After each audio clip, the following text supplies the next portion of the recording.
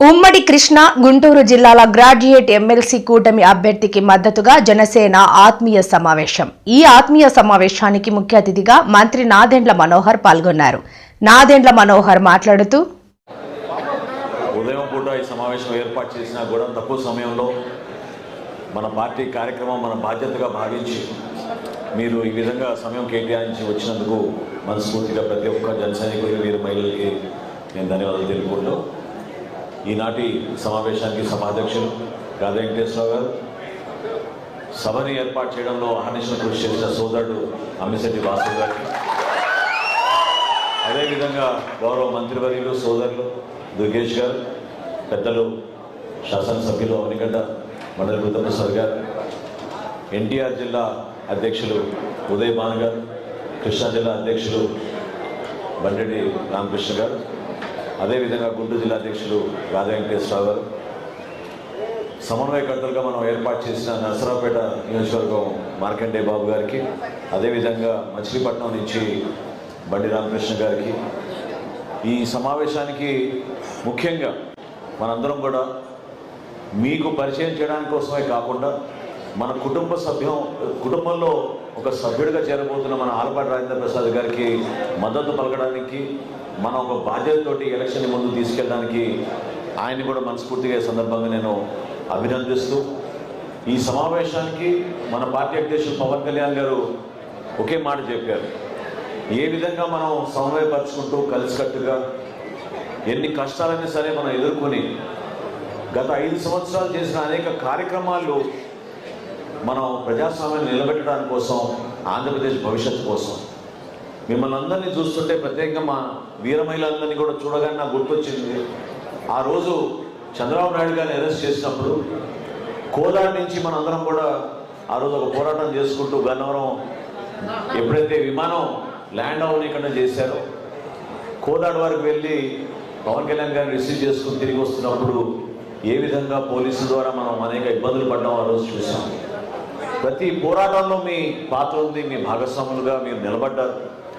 ఇందాక దుర్గేష్ గారు చెప్పినట్టు ఈరోజు వేదిక పైన మేము ఒక పదవిలో కూర్చున్నామంటే మీరు ఏ మాత్రం కూడా స్వార్థం లేకుండా పవన్ కళ్యాణ్ గారి ఆశయ సాధన కోసం సమాజానికి ఉపయోగపడే విధంగా నిజాయితీగా నిబద్ధతతోటి చాలా పట్టుదలతోటి మీరు నిలబడిన తీరు ఈరోజు మనం గర్వంగా మనం కూటమిలో ప్రభుత్వంలో భాగస్వాములుగా మనం నిలబడ్డాం.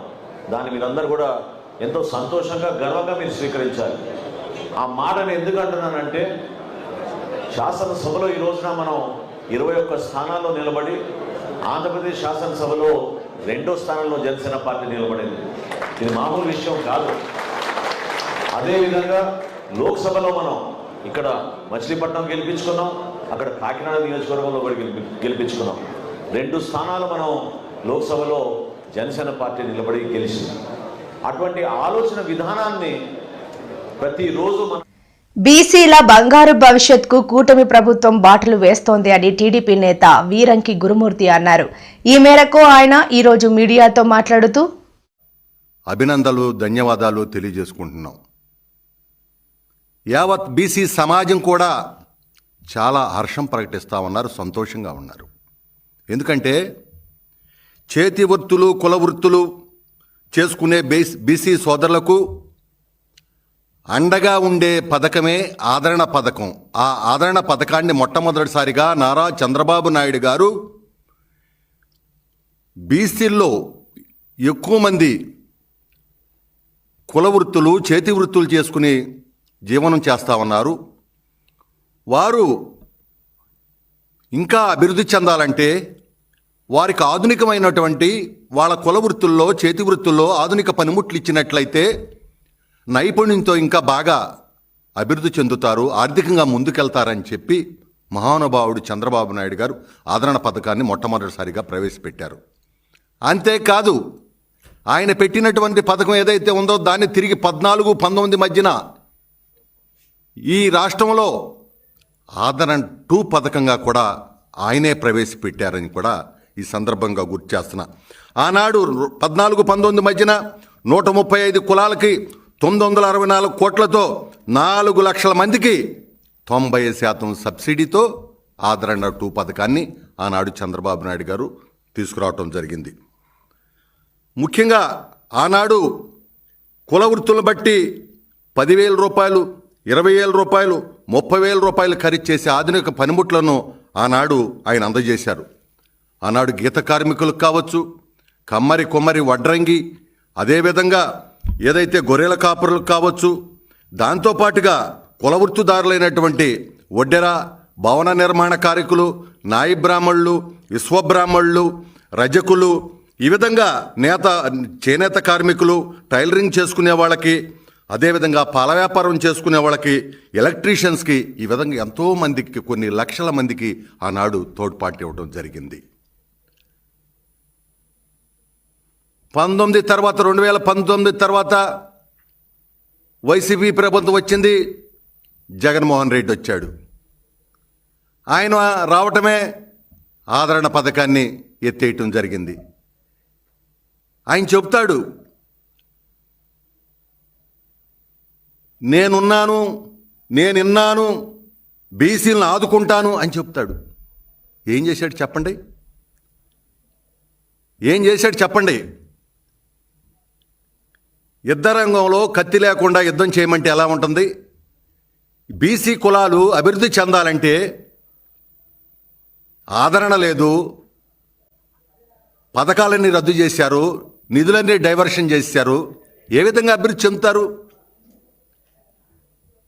జగన్ రెడ్డి వచ్చిన తర్వాత ఈ రాష్ట్రంలో 19 నుంచి ఎన్నో బాధలు పడ్డారు బీసీ వర్గాలకు చెందినటువంటి వాళ్ళు. ఆయన ఆదరణ పథకాన్ని రద్దు చేయడమే కాదు, బీసీలను ఘోరాతి ఘోరంగా అణగదొక్కేశాడు ఆయన. ఎందుకంటే బీసీలకు ఉన్నటువంటి ఆనాడు అప్పటికే బీసీలకు ఉన్నటువంటి 30 పథకాలనే నిర్దాక్షిణంగా ఆయన రద్దు చేశాడు. 75,000 కోట్ల నిధుల్ని ఆయన దారి మళ్లిచ్చేసాడు. బేడబుడ్గ జంగలంను ఎస్సీ కులాలలో ఉంచాలని ఆవేదన. రాజ్యాంగం ప్రకారంగా డాక్టర్ బాబాసాహెబ్ అంబేద్కర్ పొందుపరిచిన ఎస్సీ 59 కులాల్లో సీరియల్ నెంబర్ 9 ఉన్నటువంటి బేడా బుడ్గా జంగం ఎస్సీ కాస్ట్లోనే కొనసాగించాలని, మా పిల్లలు మా భవిష్యత్తు కాపాడాలని, మేము సామాజికంగా, ఆర్థికంగా, విద్యాపరంగా వెనుకబడి తరగతులు చెందిన వారిగా గుర్తించి మమ్మల్ని 2008 వరకు ఉన్న ఏదైతే షెడ్యూల్ కాస్ట్లో సీరియల్ నెంబర్ 9లో ఉన్నా మాకు అదే విధంగా కొనసాగించాలని కోరుకుంటున్నాం. 2008 144 జీవో రావడంతో మా యొక్క హక్కులు అప్పటి వరకు ఉన్న రాజ్యాంగం కల్పించిన మా కులం బేడా బుడ్గా జంగంను ఎస్సీ కమ్యూనిటీ నుండి తప్పించారు. గత వైఎస్ఆర్సీపీ ప్రభుత్వంలో మాకు రావాల్సిన కొన్ని పథకాలు అందజేశారు. మంత్రి నారా లోకేష్ యువగలం పాదయాత్రలో పలు సందర్భాల్లో కేంద్రంతో మాట్లాడి చట్టబద్ధత కల్పిస్తానని, ఎస్సీ సర్టిఫికెట్లు కూడా మంజూరు చేసేలా న్యాయం చేస్తానని హామీ ఇవ్వడం జరిగిందన్నారు. కానీ నేటికి అవి కార్యరూపం దాల్చలేదు. కనీసం కూటమి ప్రభుత్వంలో ఇచ్చిన మాట ప్రకారం చర్యలు తీసుకుని కేంద్రానికి నివేదిక పంపించాలని కోరుకుంటున్నామని అన్నారు. మేము చేసే డిమాండ్ ఏంటంటే, మా పిల్లల చదువుల కొరకై మరి సర్టిఫికేట్ ఇవ్వలేదు. గత ప్రభుత్వంలో ఇచ్చారు. ఇచ్చిన తర్వాత 144 జీవో వల్ల మళ్ళీ బ్రేక్ చేశారు. కొన్ని రోజులు బట్టి మేము పోరాడుతూనే ఉన్నాము. గత ప్రభుత్వంలోని మరి ఒక నెంబర్ ప్రకారంగా మాకు రావాల్సింది ముసలి డబ్బులు కానీ, అమ్మఒడి కానీ, ఇంకా కొన్ని రావాల్సినవి అన్నీ కూడా ఆ ఒక ప్రభుత్వంలో ఒక నెంబర్ ప్రకారంగా మాకు ఏర్పాటు చేశారు. ఈ ప్రభుత్వం వారు కూడా మాకు ఏదో మళ్ళీ ఒక నెంబర్ వేసి అన్ని పథకాలు మాకు అన్నింటిలో చూస్తారని మరి కోరుతున్నాం. కూడా 5 సంవత్సరాలు మా పిల్లలకి మాకు సర్టిఫికెట్ లేకపోయినా ప్రభుత్వంతో మేము పోట్లాడినా కానీ మా పిల్లలకి, వృద్ధులకి అందరూ కూడా అన్ని పథకాలు కూడా మాకు అందాయి. ఇప్పుడు కొత్తగా పథకం ఏమిటంటే ప్రతి ఒక్క దానికి క్యాస్ట్ సర్టిఫికేట్ కావాలంటున్నారు. కాబట్టి ఇప్పుడు దేనికి మేము అందడానికి కూడా తీసుకోవడానికి మాకు లేక ఇప్పుడు మేము బాధపడి ఇప్పుడు మేము ఈ ప్రెస్ మీటింగ్ పెట్టి ఈ మీటింగ్లో మీ ప్రభుత్వాన్ని కూడా మేము కోరుతున్నాం. మా పిల్లలకి అందినట్టు అందరికీ అన్ని పథకాలు అందరికీ అందినట్టు మా పిల్లలకు కూడా మాకు అందాలని, పెద్దలకి, వృద్ధులకి అందరికీ అందాలని చెప్పేసి మీరు ప్రభుత్వాన్ని కోరుతున్నాం. జర్నలిస్టుల రక్షణ బాధ్యత ప్రభుత్వాలదే. పాత్రికేయుల కోసం సమగ్ర చట్టం చేయాల్సిందే. విశాఖలో కదం తొక్కిన జర్నలిస్టులు, డీఐజీ కార్యాలయంలో వినతి పత్రం సమర్పణ. దేశవ్యాప్తంగా జర్నలిస్టుల రక్షణ బాధ్యత కేంద్ర రాష్ట్ర ప్రభుత్వాలదేనని జాతీయ జర్నలిస్టుల సంఘం కార్యదర్శి ఎన్ఏజే గంట్ల శ్రీనుబాబు కోరారు. పాత్రికేయుల రక్షణ కోసం ప్రభుత్వాలు ప్రత్యేకంగా చట్టం చేయాలని 2 దశాబ్దాలుగా పాత్రికేయ సంఘాలు కోరుతున్నాయన్నారు. విజయనగరం జిల్లా మక్కువ మండలం ప్రజాశక్తి రిపోర్టర్ మల్వాడ రామారావుపై అక్కడ టీడీపీ మండల అధ్యక్షుడు వేణుగోపాల్ నాయుడు దాడి చేయడంతో పాటు రామారావును చంపుతానని బెదిరించడంతో సోమవారం ఏపీ వర్కింగ్ జర్నలిస్టుల federation, AP broadcast journalist association, AP small and media newspapers అసోసియేషన్ల ఆధ్వర్యంలో రాష్ట్ర వ్యాప్తంగా డీఐజీలు, కమిషనర్లు, కలెక్టర్లకు స్థానిక నాయకత్వాలు వినతి పత్రాలు అందజేశాయి.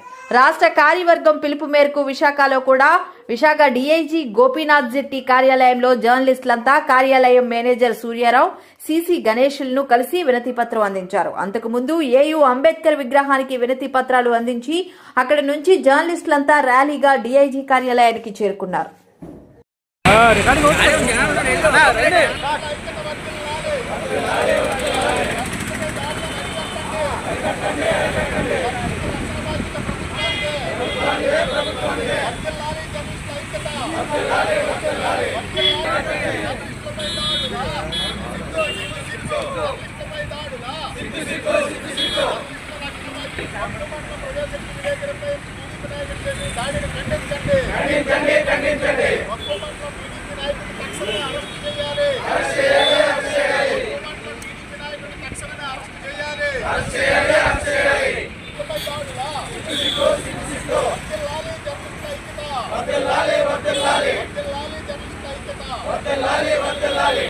నమస్కారం.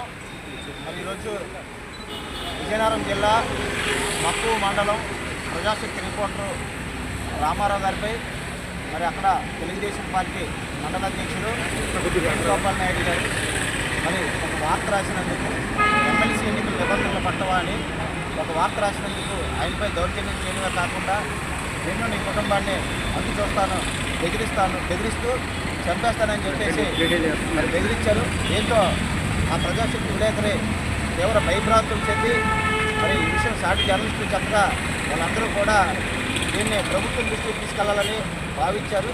అందులో భాగంగానే ఈరోజు రాష్ట్ర వ్యాప్తంగా ఆంధ్రప్రదేశ్ వర్కింగ్ జర్నలిస్టుల ఫెడరేషన్, అలాగే బ్రాడ్కాస్ట్ జర్నలిస్ట్ అసోసియేషన్, అలాగే వివిధ యూనియన్ల సహకారంతో ఈరోజు రాష్ట్ర వ్యాప్తంగా ఉన్న అన్ని డిఐజీ కార్యాలయాలు, అలాగే జిల్లా కలెక్టర్ కార్యాలయాల్లో వినతి పత్రాలు ఇవ్వడం జరిగింది. ప్రధానంగా మరి వీళ్ళంతా కూడా జర్నలిస్టులు ఎప్పుడూ కూడా నిరంతరం సమాజాభివృద్ధి కోసం పాటుపడేవారు. మరి జర్నలిస్టులను చంపేస్తాం, నరికేస్తాం అనేది అది ఎంతవరకు ఆలోచించుకోవాలి. కాబట్టి ఈ విషయాన్ని ప్రభుత్వం కూడా సీరియస్గా తీసుకొని అక్కడ మండల టీడీపీ అధ్యక్షుడు వేణుగోపాల్ నాయుడుపై చర్యలు తీసుకోవాలని డిమాండ్ చేస్తూ ఈరోజు మేము ఇక్కడ విశాఖపట్నంలో ఉన్న జర్నలిస్టులు అందరం కూడా డిఐజీ గోపీనాథ్ జెట్టి కార్యాలయానికి వచ్చి మరి వినతి పత్రం సమర్పించడం జరిగింది. మరి ప్రజాస్వామ్యం ఇటువంటి మంచిది కాదు. ఎవరైనా జర్నలిస్టు వార్త రాస్తే దానికి వాళ్ళకి ఏదైనా అభ్యంతరాలు ఉంటే వాళ్ళు ఖండనివ్వచ్చు, లేదా ప్రెస్ కౌన్సిల్కి ఫిర్యాదు చేయొచ్చు, లేదా పరువు నష్టం. పాడేరు సెంటెన్స్ పాఠశాలలో విద్యార్థుల అరాచకం. అల్లూరి సీతారామరాజు జిల్లా పాడేరు సెంటెన్స్ పాఠశాలలో విద్యార్థులు అరాచకాలు ఆలస్యంగా వెలుగులోకి వస్తున్నాయి. పాడేరు సెంటెన్స్ పాఠశాలలో విద్యార్థుల అరాచకం. అల్లూరి సీతారామరాజు జిల్లా పాడేరు సెంటెన్స్ పాఠశాలలో విద్యార్థుల అరాచకాలు ఆలస్యంగా వెలుగులోకి వస్తున్నాయి. ఆ పాఠశాలలో లకే కీర్తన 7వ తరగతి చదువుతున్న విద్యార్థినిపై 10వ తరగతి చదువుచున్న తాంగుల ప్రణవితో పాటు వారి స్నేహితులు గదిలో కీర్తనను బంధించి కొట్టి హింసించిన ఘటన ఆలస్యంగా వెలుగులోకి వచ్చింది. పాడేరు సెంటెన్స్ పాఠశాలలో చదువుతున్న 10వ తరగతి విద్యార్థినీలు గదిలో 7వ తరగతి చదువుచున్న లకే కీర్తనను ఇష్టానుసారంగా కొడుతూ తిడుతూ హింసించిన ఘటన వీడియో ఆలస్యంగా వెలుగులోకి వచ్చి వాట్సాప్ గ్రూపుల్లో వైరల్ అవుతుంది. అయితే పాఠశాల యాజమాన్యం వివరణ అడగగా అది సరదా కోసం తీసుకున్న వీడియో అనడం విడ్డూరంగా ఉంది.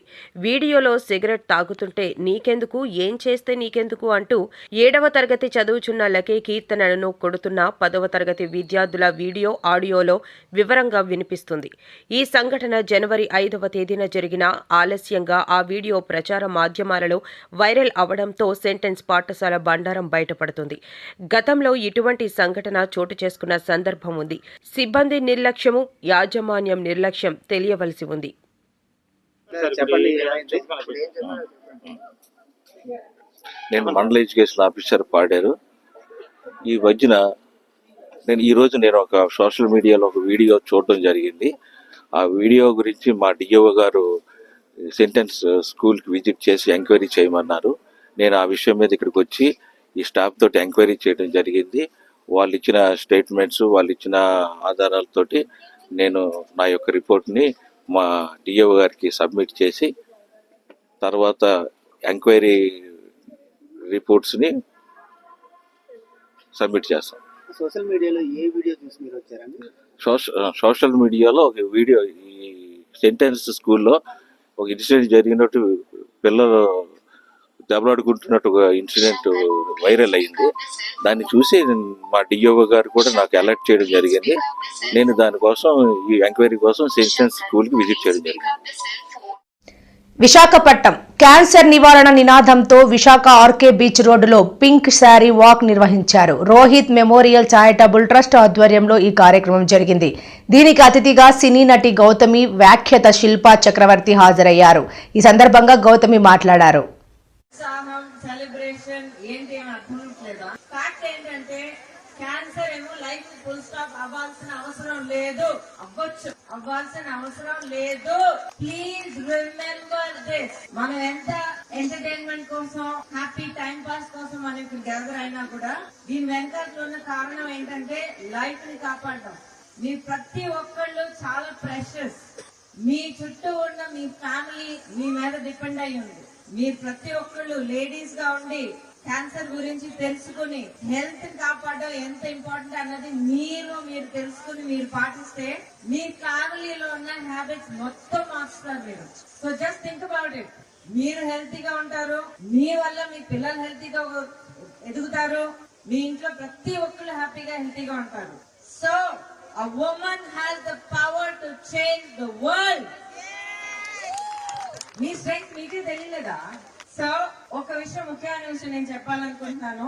ఈ రోజు ఈ స్టేజ్ పైన ఈ బ్యూటిఫుల్ పింక్ వేవ్, ఇక్కడ స్టేజ్ పైన నా ముందర అందరూ పింక్ వేవ్ లో ఉన్నారు. దీని వల్ల ఇది ఓన్లీ బ్రెస్ట్ క్యాన్సర్ గురించి మాత్రం మాట్లాడుతున్నాం అనుకోకండి. Cancer is a reality. Cancer can come in any form.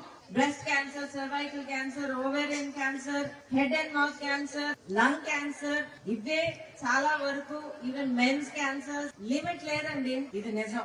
So ఈ నిజాన్ని మనం అర్థం చేసుకుని యాక్సెప్ట్ చేస్తే క్యాన్సర్ వచ్చినా కూడా దాన్ని ఫైట్ చేసి ట్రీట్మెంట్ తీసుకుని గెలిచి వచ్చి నాలాగా 20 ఏళ్ల తర్వాత నిలబడి ఇలా మాట్లాడొచ్చు. సో ప్లీజ్ మీ హెల్త్ విషయంలో చాలా సెల్ఫిష్ గా ఉండండి.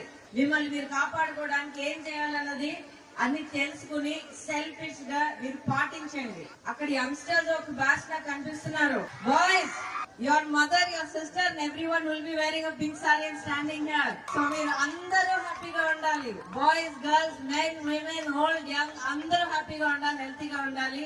So please be aware about cancer taluka symptoms ఏంటని మీరు తెలుసుకోండి. Take care of your self. Cancer అనేది ఎర్లీ స్టేజెస్ లో కనిపెడితే క్యూర్ చెయ్యొచ్చు. సో అనవసరంగా హ్యాపీగా నిండుగా బ్రతకడం వల్ల మనకి దొరకాల్సిన ఈ లైఫ్ ని చేతులారా మనం పాటు చేసుకోకూడదు. So be pink and be aware. చాలా సంతోషంగా ఉంది. అండ్ దిస్ టోర్నెంట్ ఫార్మాలో ప్రమాదం, 2 కార్మికుల తీవ్ర అస్వస్థత. ఈ ఘటనపై సమగ్ర విచారణ చేయాలని pharma city staff and workers union గౌరవ అధ్యక్షులు గనిశెట్టి సత్యనారాయణ డిమాండ్ చేశారు. అనకాపల్లి జిల్లాలో ఉన్నటువంటి పర్వాడ ఫార్మాసిటీలో టొరంటో ఫార్మా కంపెనీలో జోలఫ్రోడమ్ స్టేజ్ 2 అనేటువంటి ఒక డ్రగ్ ఏదైతే ఉందో పౌడర్, ఈ పౌడరు ప్యాకింగ్ చేస్తున్న సందర్భంలో అది 2 కార్మికులు జె రామకృష్ణ అలాగే బసవేశ్వరరావు అనేటువంటి 2 కార్మికులు, కాంట్రాక్ట్ కార్మికులు తీవ్రమైనటువంటి అస్వస్థతకు గురయ్యారు. అపస్మారక స్థితిలోకి పోతే విశాఖపట్నంలో ప్రైవేట్ ఆసుపత్రికి చికిత్స నిమిత్తం తరలించారు. అందుకని దీని మీద సమగ్రమైన విచారణ చేయండి. ఏదైతే భద్రతా పరికరాలు లేవో, భద్రతా పరికరాలు సక్రమంగా ఉపయోగించకపోవడం వల్ల ఈ టొరంటో ఫార్మాలో భద్రతా పరికరాలు ఇవ్వకపోవడం వల్ల సరైనటువంటి నాణ్యమైనటువంటి మాస్కులు ఇచ్చి ఉంటే ఈ రకమైనటువంటి పరిస్థితి ఉండదు. కాంట్రాక్ట్ కార్మికులు ఈరోజు హాస్పిటల్లో చాలా తీవ్రమైనటువంటి ఇబ్బందుల్లో హాస్పిటల్లో చికిత్స పొందుతూ ఉన్నారు. అందుకని భద్రతా ప్రమాణాలు పూర్తిగా గాలికి వదిలేస్తున్నటువంటి యాజమాన్యాల వలన కార్మికుల యొక్క జీవితాలు అతలాకుతలం అవుతూ ఉన్నాయి, తీవ్రమైనటువంటి ఇబ్బందులు ఎదుర్కొంటూ ఉన్నారు. కాంట్రాక్ట్ కార్మికులు అరిచేతుల ప్రాణాలు పెట్టుకొని క్షణ భయాందోళనలో విధులు నిర్వహిస్తూ ఉన్నారు. కార్మికుల యొక్క భద్రతని పూర్తిగా యాజమాన్యాలు గాలికి వదిలేస్తూ ఉన్నాయి. కార్మికుల యొక్క జీవితాలు ఒక్క మాటలో చెప్పాలంటే యాజమాన్యాలు చెలగాటం ఆడుతూ ఉన్నాయి.